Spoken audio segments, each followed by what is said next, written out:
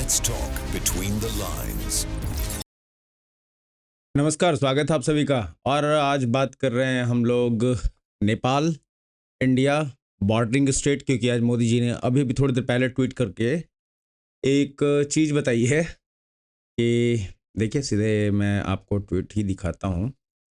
घुसपैठियों के माध्यम से बॉर्डर के इलाके में डेमोग्राफी बदलने की साजिश चल रही है। ये राष्ट्रीय सुरक्षा के लिए बहुत बड़ा खतरा है। इसीलिए अब देश में एक डेमोग्राफिक मिशन शुरू किया जा रहा है। PM Narendra Modi, PMO India के हैंडल से ट्वीट किया गया है। अगर हम देखें तो अभी मोदी जी नॉर्थ ईस्ट के विजिट पे हैं। उधर बहुत सारे मणिपुर गए हैं, आसाम गए हैं, अभी आज आसाम जाना था उन्हें। तो इन सारे जगहों पे है Modi ji.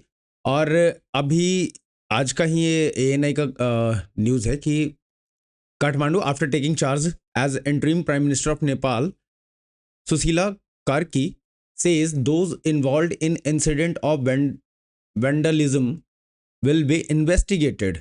My team and I are not there to test the power. ठीक है, ये इन्होंने बताया कि जो भी चीज़ें हैं हम उनको छानबीन करेंगे और हम यहाँ सत्ता के मजे लेने के लिए नहीं है। कुछ दिन की रिस्पॉन्सिबिलिटी है हमारे ऊपर, जो हम आपके मदद से ही निभा पाएंगे, और आप सब मिलके हमारा साथ दीजिए।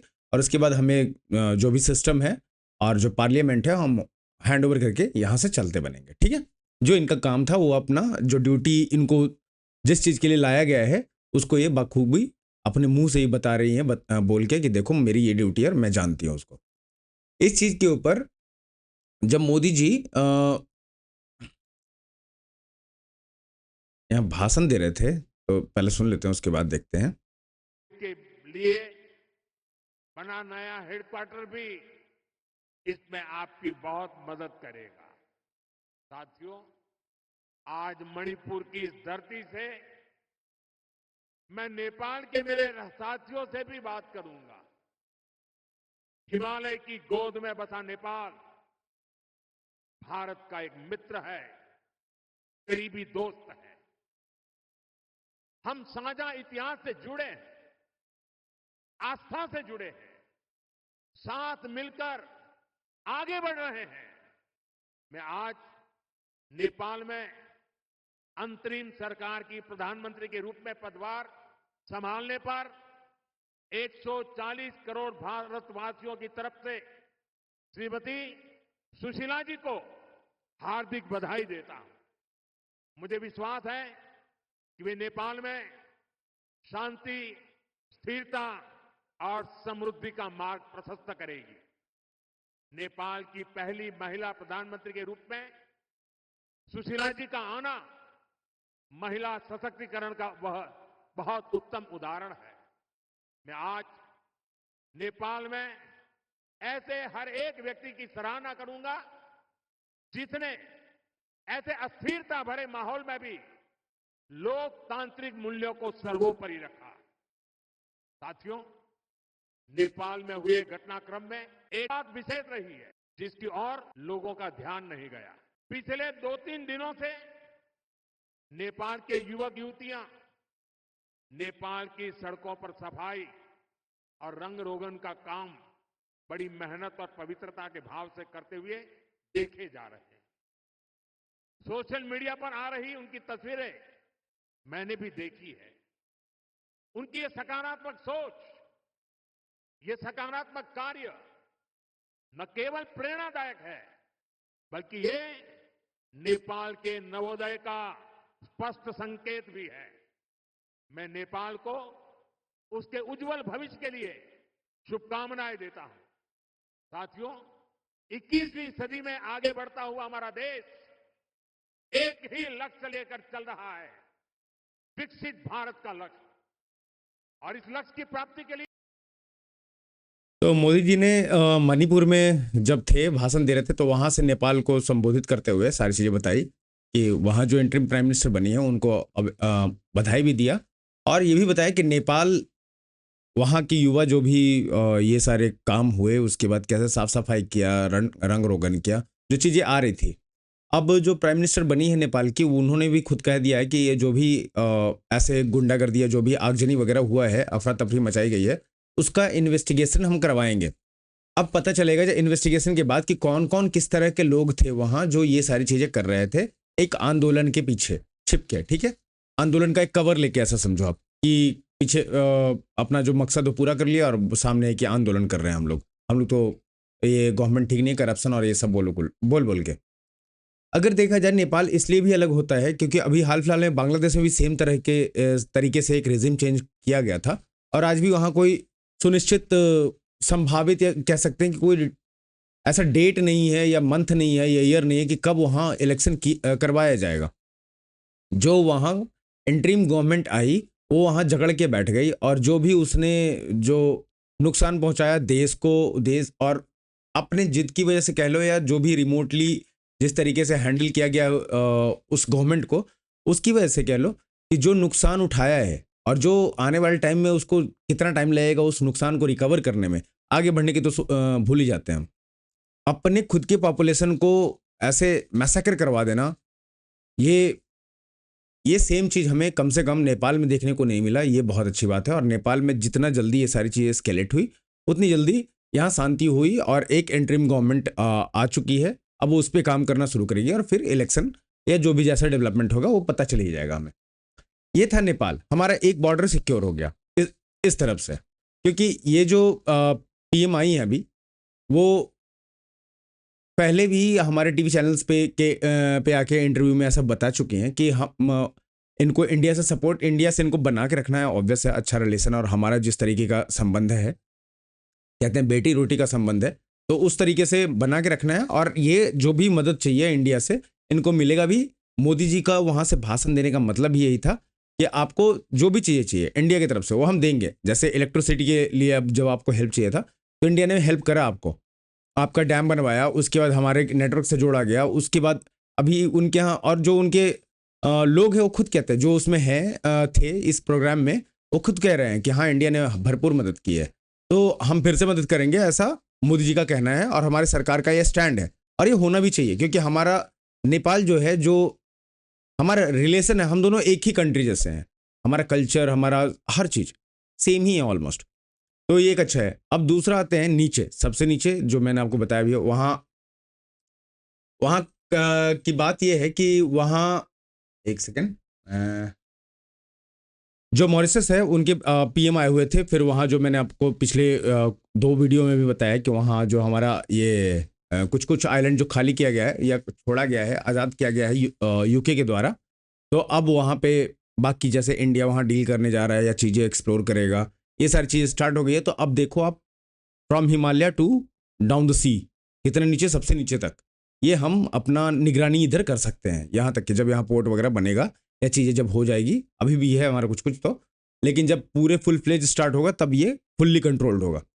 ये हो जाता है, जब ये हो जाता है फिर मोदी जी कहते हैं कि ट्वीट करके कि भाई जो बॉर्डर है हमारा और वहाँ पे जो डेमोग्राफी चेंज हुआ है, इसके लिए हम लोग कुछ कर रहे हैं, एक मिशन चलाएंगे और उसके अकॉर्डिंग इस पे कार्रवाई होगी।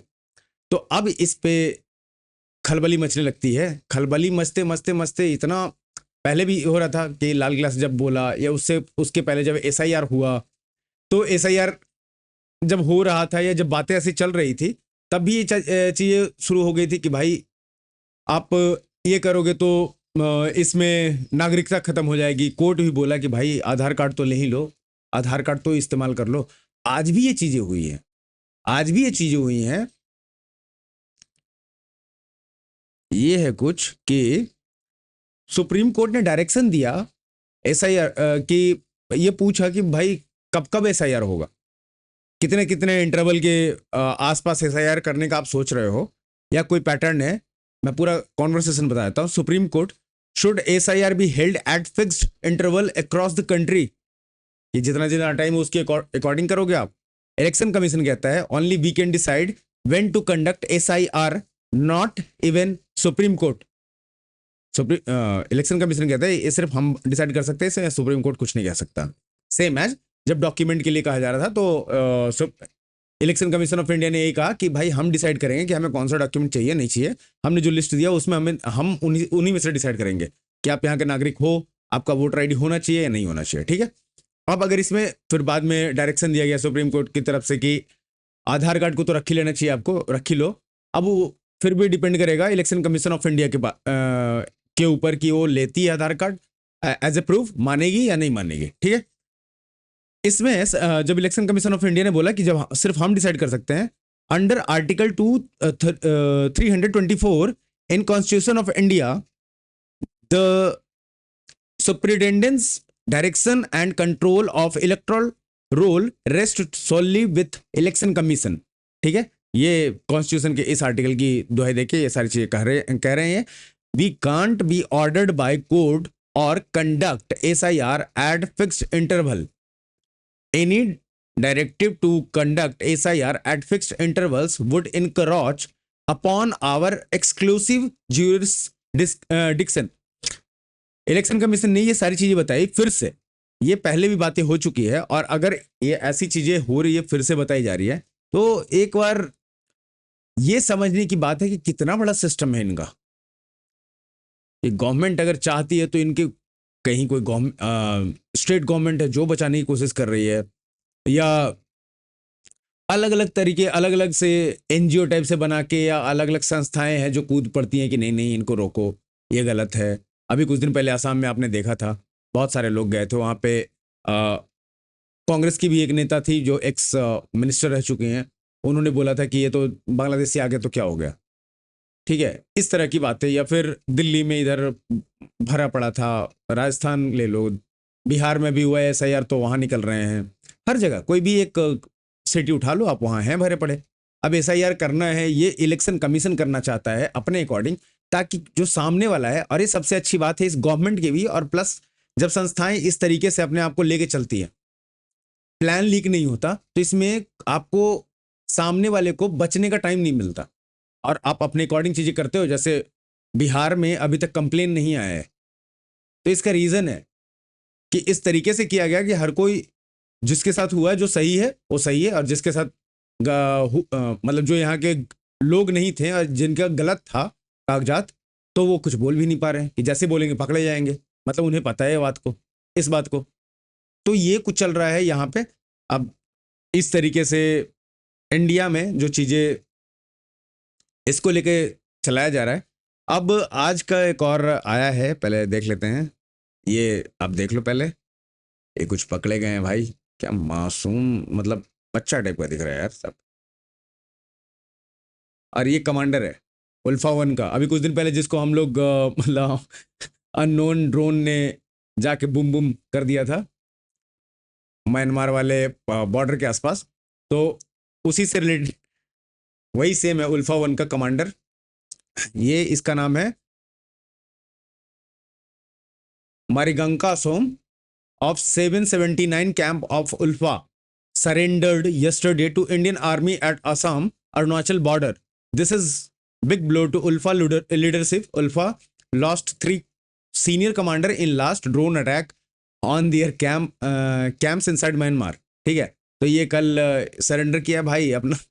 अब इनको धीरे धीरे, तो यही सब चीज़ है कि आप ये देखो ना, बॉर्डर को सिक्योर कर रहे हैं, हम कर लिया, एयर डिफेंस हमने बना लिया इस तरह से कि अब भाई बाहर से हमें थोड़ा कम टेंशन होगा कि अरे कुछ हो गया तो ये हो गया। तो हर जगह से जो घुसपैठिए वगैरह उनको देखा जा रहा है, और उसके ऊपर भी और ज़्यादा काम होगा। इंटरनली जो था कि जब ऑपरेशन सिंदूर होने लगता है तब पता चलता है भारत को कि अरे इतना बड़ा पॉपुलेशन पाकिस्तान का यहाँ है क्या, तब ये शॉकिंग था। अब गवर्नमेंट उठी, अब समझ में आया कि ये सारा एक प्लान है, और इसका क्रैकडाउन जरूरी है। हर तरीके से स्टार्ट हुआ है, अब धीरे धीरे इंटरनली क्लीनिंग, जो इंटरनल क्लीनिंग है वो भी स्टार्ट होगा। और ये जो आने वाला टाइम है कुछ दिन में, ये जरूरी भी है, क्योंकि जब आप डेवलपमेंट के फेज में हो ना, तब आप डिस्टर्बेंस बिल्कुल, आप मतलब इतना अगर कुछ भी होता है, एक छोटा सा भी, जैसे शाहीन बाग ही मान लेते हैं कि बिना मतलब का उतना दिन रोड ब्लॉकेज, तो उतने में तो यार धंधा खराब हो जाएगा यार। ठीक है, उस तरह का तो ये फिर आपके जो मैन्युफैक्चरिंग जो पूरी फैसिलिटी है, या पूरा एक इकोनॉमी सेटअप जो आपने किया है, उसके ऊपर इम्पैक्ट आने लगेगा। तो ये तो कभी भी कोई भी कर देगा। बांग्लादेशी है 1 लाख, बांग्लादेश उठ के आ गया कि भाई हमें भी घर दो, बैठ गया सड़क पे। तो इन सब चीज़ों को तो हैंडल किया जाएगा ना। अपने देश के नागरिक हैं, उनको कुछ चाहिए, हर चीज़ का प्रोसीजर है, आप कीजिए, आपका सुना जाएगा। बट ये जो बाहर के नागरिक हैं उनसे हमारा क्या लेना देना। जैसे एक बार सुप्रीम कोर्ट ने खुद कह दिया था कि अरे इनका पढ़ने लिखने का ये सब का तो अधिकार दे दो। अजीब बात है, अधिकार ही यहाँ भारतीयों के लिए है इस कॉन्स्टिट्यूशन में, बाहर के लोग क्यों दे दे भाई। हमारे रिसोर्सेस हमारे पॉपुलेशन को नहीं मिल रहा प्रॉपरली, दूसरे को हम दे दें। वो दूसरे देश से भाग के सीधे किसी शहर में आके बैठ गए तो उसको मिल जाए। जो गांव गांव दूर दराज में अभी भी भारत में ऐसे गांव हैं जहां तक अभी तक प्रॉपर सुविधाएं नहीं पहुंची है, मतलब इन द सेंस कि जिस तरह का स्कूलिंग होना चाहिए नहीं पहुंचा है, तो उधर ध्यान दिलवा लो ना, ये रिसोर्सेज उधर लगवा लो थोड़ा। उनको क्यों छोड़ रखा है 70 75 80 साल से ऐसे ही, मतलब। तो ये एक अच्छा दिया है इंडियन आर्मी ने, पकड़ा उसको। अब जैसे 114 रफाल की जब बात हुई, हमने ही बात करके बताया आपको कि 114 रफाल लेने की बात चल रही है, तो इंडियन एयरफोर्स ने प्रपोजल डाला है मिनिस्ट्री ऑफ डिफेंस के सामने, लेकिन उसके पहले ही दर्द उठना शुरू हो गया है। अब देखो, after Modi junked a deal of purchase of 126 Rafales, in which 108 were to be made by HAL under transfer of technology, and purchased 36 Rafale at 3 times the price per jet, with Anil Ambani getting all the offset contract within Air Force want to buy another 114 Rafale। ठीक है, ये सारी चीजें ये उगलना शुरू कर दिया। अब ये आर्टिकल यहाँ लिखा गया है, उसके ऊपर अजय बनर्जी ने जो आर्टिकल लिखा है उसके ऊपर इन्होंने अपना एक ट्वीट कर दिया। अब सुनो, बात ऐसा है कि 2014 के पहले रफाल छोड़ दो, रफाल तो बहुत महंगा है। 2014 के पहले एके एंटोनियो, आई थिंक एके एंटोनी ने ये कहा था कि हमारे पास पैसे ही नहीं है बुलेट प्रूफ खरीदने के लिए भी, आर्टिलरी सेल्स तक नहीं खरीद पा रहे थे हम, और नए नए ये इक्विपमेंट्स तो छोड़ ही देते हैं कि सुखोई आ रहा है, 57 लेंगे, S400 भी छोड़ देते थोड़ी देर के लिए, S500 आकाश तीर और ये पता नहीं क्या क्या, इतना जो चरम पे हम बना भी रहे हैं और बेचने की भी तैयारी कर रहे हैं, ये सब तो छोड़ ही देते हैं। अगर 114 रफाल लिया जा रहा है, अगर इंडियन एयरफोर्स ने डिमांड किया है या प्रपोजल रखा है, तो भाई आप लोग के टाइम में तो मिलता ही नहीं था ना उन्हें। स्क्वाड्रन अगर उनका शॉर्ट है आज भी, तो क्यों शॉर्ट है? 10 साल में स्क्वाड्रन खत्म हो गया क्या सारे? 10 साल लाइफ है क्या फाइटर जेट की इंडियन एयरफोर्स में? नहीं ना, 10-11 साल में स्क्वाड्रन रिटायर हो गए हैं, ऑलरेडी शॉर्ट हैं नंबर्स में, तो क्यों है ये सब? आपने नहीं प्रोक्योर किया उस समय, अभी फिर से ये सारी चीजें शुरू कर दिया। पहले भी इन्होंने रफाल के पीछे बहुत भागे थे। मैं सिंपल सीधी बात बताता हूँ, देखो इनका जो पहले बनता था जिस तरीके से कट वगैरह, इन्हें लग रहा है कि ये जो चीज़ें हैं मिसिंग है अब तो कहीं ना कहीं। पहले रफाल पे जो भी चीज़ें करी उस पर सुप्रीम कोर्ट ने भी सुना के भगाया कि जाओ यहाँ से। अब फिर से ये कहीं से उठाना चाहते कि रफाल क्यों। अब मतलब पूरा ट्रांसफर करने के लिए बोल चुका है रफाल कि हम पूरा TOT दे देंगे आपको, हम साथ में बनाएंगे यार। अब ये प्रपोजल आया है, उस पर चर्चा होगा, डिस्कशन होगा, क्या है नहीं है, F4 वर्जन है उसका, ये तुरंत हम बनाएंगे तो कितना टाइम लगेगा, ये सारी चीज़ें देखी जाएगी। अभी से ये शुरू हो गई, ये इनका यहाँ आ गया, ठीक है। फ्रांस हम खुद से स्टार्ट कर रहे हैं, फ्रांस से ये सारी चीज़ें करना, और इनका ये अड़चन आना शुरू हो गया फिर से। आप ये देख लो निकोबार आइलैंड, वहाँ भी आपको मैंने दिखा दिया। अभी देखो, अभी और भी थोड़ी थोड़ी चीज़ें आएंगी, आपको समझ में आने लगेगा। अभी तक तो चाइना ये दिस डाटे थोड़ा कर भी रहे थे, अब जब इनको पता चला कि अरे मोदी तो चाइना में जाके उसके साथ हाथ मिला के हा ही कराया है, तो अब क्या कर ले। अब चाइना भी इनको नहीं बोलेगा कि तुम अनस्टेबल करो इंडिया को, वो भी बोलेगा तो चुपचाप बैठ जा अभी के लिए, तो जितना था ताकत तूने मैंने देख लिया है, शांति से बैठ जाओ। क्योंकि उसको स्टेबिलिटी अभी चाहिए भाई इंडिया में, उसका मार्केट नहीं तो पूरा का पूरा फूक जाएगा 2 मिनट में, ऑलरेडी फूका पड़ा है। पूरा यूरोपियन यूनियन और अमेरिका मिलकर क्या करने की कोशिश कर रहा है वो देखना। अभी इंडिया निकल गया ना उनके ट्वीट वगैरह से, अब देखना धीरे धीरे बात करने से भी निकलेगा और सीधे चाइना बच जाएगा अटैक करने को। और चाइना को ये बात पता है, इसलिए वो इंडिया के साथ साथ चलना चाहता है, तो वो तो थोड़ा सा भी शांति रखेगा। जैसे नेपाल में अपना हाथ खींच के बैठ गया हो कि नहीं नहीं मुझे कोई कुछ नहीं चाहिए, जैसा तुम चाहते हो लगवाना, या जैसा भी यहाँ के लोग चाहते हैं वो अपना नेता चुन ले। नहीं तो ऐसा हो सकता था क्या बिना चाइना के नेपाल में कुछ चेंज हो जाए? होली के टाइम पे वो तो महा कम्युनिस्ट था, चाइना बहुत चीज़ें चलवाता था वहाँ, और उसके अकॉर्डिंग चीज़ें चलती थी, और हमसे भी इसीलिए लड़ाई करता था क्योंकि वो चाइना के फेवर में दिखना चाहता था। तो ये सारी चीज़ें हैं। अभी इन सारी चीज़ों पे हमें ध्यान देना पड़ेगा, और हर जगह जो भी चीज़ ऐसी आएगी उसका एक आपको रेजिस्टेंस देखने को मिलेगा, चाहे वो बिना मतलब का हो, कोई फैक्ट ना हो, या बस कोई उठा सुबह ऐसे आंख लुढ़ते लुढ़ते आया और बोला कि यार ये तो गलत है, उसमें भी हो जाएगा। ठीक है, तो इन सब चीज़ों पे हम ध्यान रखेंगे। चलिए आज के लिए एक और देख लेते हैं, लास्ट ये वाला, कि ये इसलिए है कि कल लंदन में, उधर तो चल ही रहा है भाई कि यूएस में मार दिया, एक तो चार्ली कर्क को मारा, और एक हमारे इंडियन इंसान में मतलब इंडियन नेशनल थे, उनको भी, उनका तो खैर उनके बारे में हम बात कर चुके हैं। तो और वहाँ नेशनल मीडिया जो भी ट्रेडिशनल मीडिया है वो बात भी नहीं कर रही इंडियन इंसान के बारे में। तो इस तरह का कुछ चल रहा था।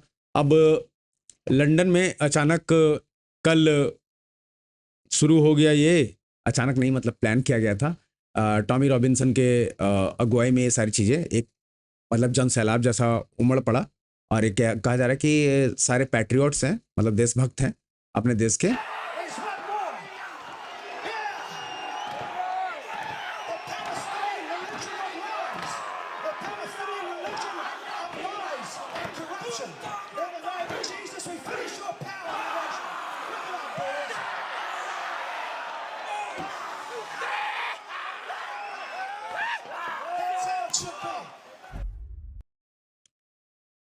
तो पैलेस्टीन का वहाँ से बहुत ज़्यादा, जैसे यूएस से होता है, हो रहा था, फिर जब ट्रंप आया नहीं था तब से हो रहा था, ट्रंप आया अभी भी हो रहा है, और हर जगह फ्रांस, मतलब यूरोपियन कंट्रीज़ में तो बहुत जगह से, फ्रांस वगैरह सब, इटली उटली सब हर जगह से आया था।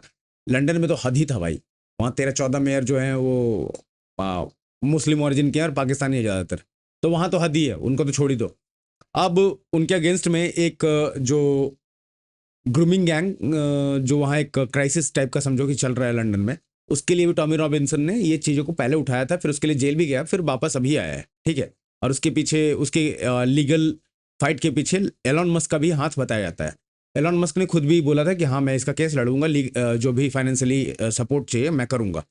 अब ये वापस आया लंदन, और ये इसने एक ऑर्गेनाइज करा रैली, जिसमें बहुत सारे, almost more than 3 million people उसमें मार्च करते दिखे हैं, अलग अलग हर जगह, हर गली नुक्कड़ चौराहे पे।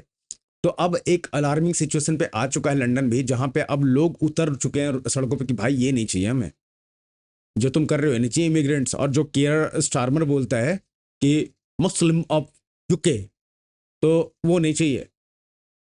वो जिस तरीके से कवर करता है ना सब चीज़ों को, ग्रूमिंग गैंग को, या सीरियल रेपिस्ट को बोलो, उसको प्रोटेक्ट करना कानूनन तौर से, या असाइलम देना, ये सारी चीज़ें, और तुम ज़बरदस्ती उनको रख रहे हो यहाँ सिर्फ ताकि वो सीट बार बार तुम चुन के आते रहो। तो अब वहाँ के लोग भी उठ चुके हैं। ऑलरेडी आपको पता है फ्रांस में लोग उठना शुरू हो चुके हैं, और धीरे धीरे हर जगह उठेंगे, क्योंकि जिनकी धरती है वो कितने दिन तक ये सारी चीज़ें सहेंगे, बात तो यही है। तो ये है, अब जब ऐसी चीज़ें आई तो हमारे जो पड़ोसी हैं वो एक लेफ्ट एक राइट वाले, तो वो दोनों तो शांत रहेंगे नहीं। या तो पाकिस्तान, लंदन में कौन कर रहा है सब, पाकिस्तान ओरिजिन के सारे मुस्लिम हो वो कर रहे हैं। ये कौन हरकतें, ये उल्टे सीधे हरकतें कर रहा है। ज़्यादातर जो रेपिस्ट है वो पाकिस्तानी है, सब के सब वही है। ठीक है, जिनको पहले एशियन कंट्री, एशियन में बोला गया, लास्ट में एशिया के लोगों ने बोला भाई एशियन नहीं पाकिस्तानी बोल, फिर वो पाकिस्तानी हुए, पाकिस्तानी ग्रूमिंग गैंग। अब एक साइड तो पाकिस्तान था, ये तो कर ही रहा था अपनी हरकतें, दूसरी साइड जब ये यात्रा निकाला गया लंदन में पैट्रियट्स के द्वारा, तो आइए हमारे दूसरे साइड वाले को देख लेते हैं एक बार। ये भी कम नहीं है भाई नेता बनने में। Tommy Robinson's got no place in Tower Hamlets. আপনারা দেখলাম আমরা কমিউনিটি ওয়াক, পিসফুল ওয়াক, আমরা সব এখানে আছি খুব সব কোনো অ্যাসাইলাম সিটার্স অথবা রেফিউজিজ এগুলো নাই, সরি হোটেলও নাই, বাট আমরা দেখলাম গত কয়েক সপ্তাহ ধরে মানুষ প্রোটেস্ট করা হোটেলের বাড়া, মেইনলি প্রোটেস্ট হইল অ্যান্টি ইমিগ্রেশন আর অ্যান্টি রেফিউজি, যা আমরা তারা চাই না। আজকে আই লাভ ডক্টর কমিউনিটি একত্রিত হয়েছেন, এটা কোনো কাউন্সিল ইনিশিয়েটিভ নাই, বাট রেজিডেন্ট লেড লোকাল মানুষের তারা কাউন্সিলর হলে দরিয়া তারা এগিয়ে আইছেন to organise a peace walk. তারা কমিউনিটিতে মানে রিঅ্যাসুরেন্স দিতে চাইটা যে আমরা ফ্যাসিজমের এগেইনস্টে রেসিজমের এগেইনস্টে।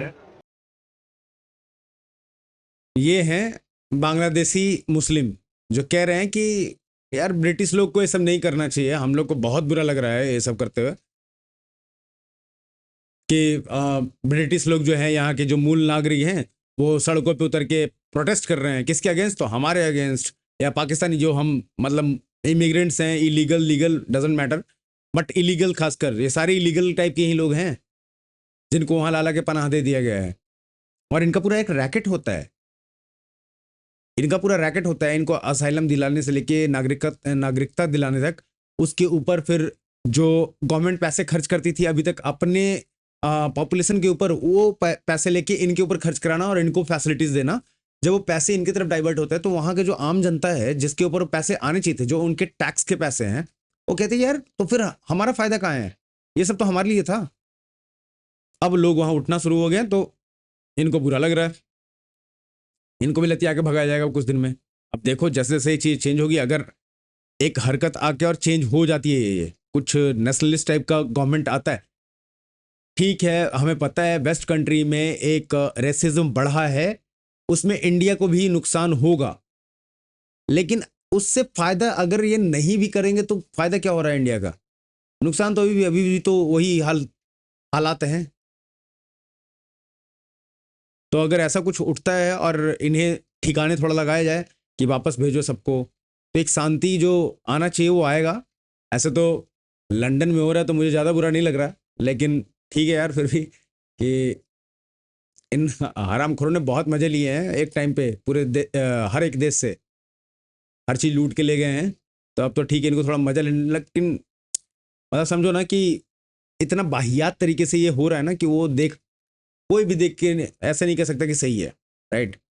ग्रूमिंग गैंग है, ये सब उल्टी सीधी चीज़ें। तो ठीक है, देखते हैं लंदन में क्या चेंज होता है, वहाँ भी डेवलपमेंट क्या आते हैं। एलन मस्क ने भी by the way virtually rally को ज्वाइन किया था, और टॉमी रॉबिन्सन, और दोनों की बात भी हुई थी वीडियो कॉल पे, वही सेम रैली के अंदर ही। तो ये सारी चीज़ें एक दिख रही है कि हाँ ठीक है, सपोर्ट मिल रहा है ऐसे लोगों का जिनको एक राइटिस्ट बोला जा सकता है, और उनका जो विचारधारा है उस तरीके से, जैसे चार्ली कर्क भी था तो वो उसको मारा भी इसी वजह से गया है, जहाँ तक अभी आ रही है कि वो राइट विंग विचारधारा वाला है, और वो ज़्यादातर जाके बस मतलब डिस्कशन करता था, उसके लिए मार दिया गया। तो ठीक है, अभी ये सारी चीज़ें डेवलपमेंट के अंदर आ रही है, देखते हैं अब कैसे कैसे चेंज होती है। बाकी तो आपको अमेरिका वगैरह के बारे में पता चल ही रहा है। आज से इंडिया और उसके आसपास के बारे में, क्योंकि 7-8 कंट्री के घेराव से इंडिया बनता है, ऑलमोस्ट हर जगह रिजिम चेंज हो ही चुका है। पाकिस्तान नेपाल में तो आई थिंक 10वां या 9वां प्रधानमंत्री होगा, और होंगी अभी। पाकिस्तान का तो छोड़ दे भाई, कौन आया कौन गया, आके भी क्या ही फ़ायदा और जाके भी क्या ही फ़ायदा। इधर बांग्लादेश में जो भी चल रहा था सब चौपट हो चुका है और रिजिम चेंज हो चुका है। तो ये दोनों कंट्री छोड़ के बाकी सब तो अभी सेटल है और थोड़ा बैलेंस्ड है, स्टेबल है, ठीक है ये सब। और इंडिया कहीं ना कहीं इंडिया के फेवर में है, ठीक है, इंडिया के फेवर में, और इंडिया से ही चाहता है कि विमर्श करे और इसके साथ ही चले, राइट। और जिस तरीके से इंडिया का प्रोजेक्शन अभी हुआ है, वर्ल्ड वाइड जो पावर शिफ्ट हो रहा है और हुआ है इंडिया की तरफ, वो उसका इस्तेमाल करेगा इंडिया। इसके लिए आपको ग्रेटर निकोबार आइलैंड प्रोजेक्ट भी दिख रहा होगा, और भी चीज़ें जो डेवलप हो रही है वो आपको दिखेगा धीरे धीरे। और साथ में यूएस के साथ जो डील होना है या जिस पे बातें चल रही है, उसमें आपको मेजोरिटी ऑफ चीज़ें अब ऐसी दिखेगी कि हो सकता है, थोड़े चांसेस ऐसे हैं, मैं कंफर्म नहीं कह सकता कि वापस हो टैरिफ 50 से शायद 25 हो जाए या कुछ ऐसे कम हो जाए, और कुछ कुछ चीज़ों पे और बात हो और डील को थोड़ा फाइनलाइज किया जाएगा। अब देखना यह है यूएस पहले या यूरोपियन यूनियन पहले, दोनों में से कौन पहले करता है, इस पर बात होगी। तो मिलते हैं अगले वीडियो में, तब तक के लिए लाइक कीजिए वीडियो को, सब्सक्राइब कीजिए चैनल को, और प्लीज़ शेयर कीजिए वीडियो को, सपोर्ट कीजिए हमें। और शाम को मिलते हैं आपके साथ लाइव में, देखते रहिए हमारे चैनल को। बाय बाय, गुड, जय हिंद, जय भारत, राम राम।